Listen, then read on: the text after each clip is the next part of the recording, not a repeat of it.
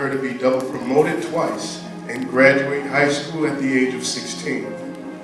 At the tender age of 11, Angie made the decision to give her life to Christ, and she never looked back. She was a devoted member of Greta Grace Temple, where she thoroughly enjoyed participating in the youth choir and the Celestial Voices. She also had a deep-rooted passion for literature and education. She mentored and encouraged her siblings to develop those same interests.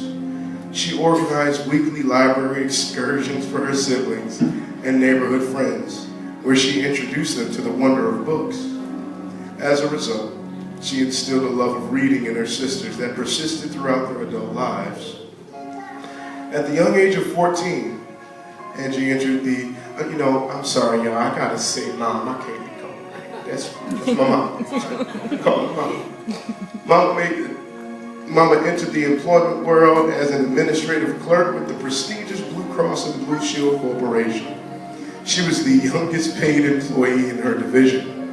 Her favorite aspect of the experience was bringing presents home to her youngest siblings, who she affectionately referred to as her babies, every payday, and seeing the smiles on their faces. Upon graduating from Cass Technical High School with honors, she married. Mom was a devoted wife and mother who was compassionate, unconditionally loving, and always willing to do any and everything for her 4 children. Daryl Harrison Ford II, Brandon Stephen Ford, that's myself, Christopher Brian Ford, and Breonna Nicole Shepard. She was beloved by a special aunt and uncle, Eugene and Shirley, as well as a host of nieces and nephews. Her spirit will continue to live on through her 10 grandchildren, Taylor, Brandon, Madison, Paige, Christopher, a.k.a. Deuce, Christian, Audrey, Sebastian, Trent, and her unborn grandson, yet to be named, whom she was ecstatic to meet this coming August.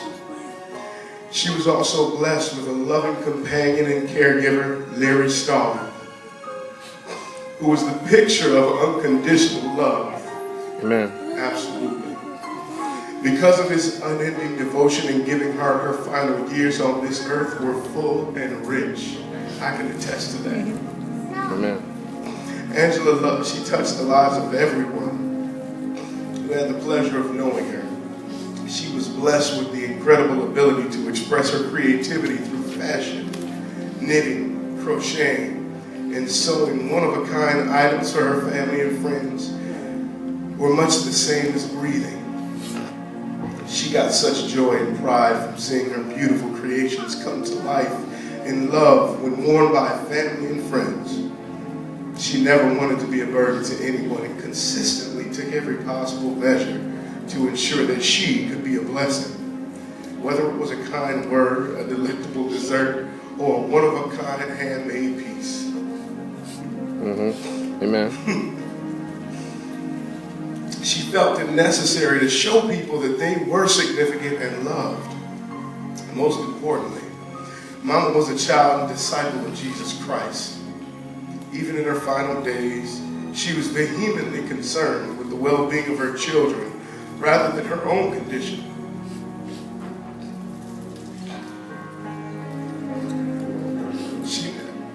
She never stopped praising and magnifying her Heavenly Father and was at peace with whatever the will of God was for her life.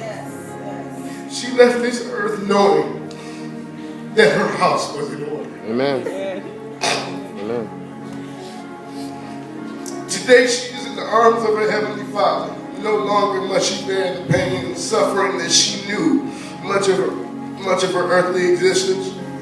John best expresses this sentiment when he declares in Revelation 21:4, "He shall wipe away every tear from their eyes, and there shall no longer be any death. There shall no longer be any mourning or crying or pain. Those things have passed away." Amen. Rest now, Mama. Rest. Amen.